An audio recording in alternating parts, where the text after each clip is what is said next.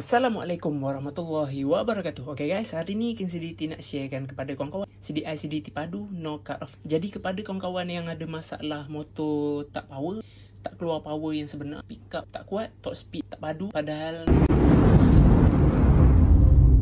Padahal kita dah setting carburetor ikut spek, block dah pakai besar, tapi motor gear 4 jadi macam ada sekatan kelajuan. Jadi kawan-kawan nak selesaikan masalah tu, kawan-kawan boleh pakai CDI CDT, okay?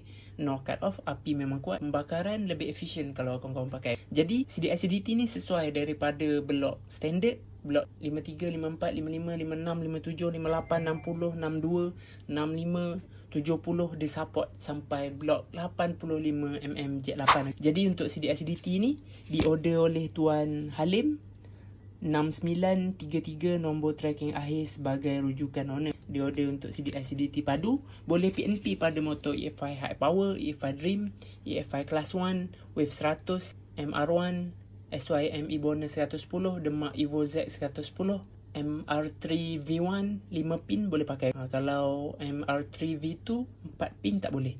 Yang 5 pin je boleh pakai. Jadi untuk yang sama soket dengan EFI 5 pin boleh pakai, okay? PNP saja. Cabut CDI lama kawan-kawan dan pasang CDI baru, okay? Jadi untuk CDI CDT ni sangat sesuai untuk kawan-kawan yang nak main ladang, okay?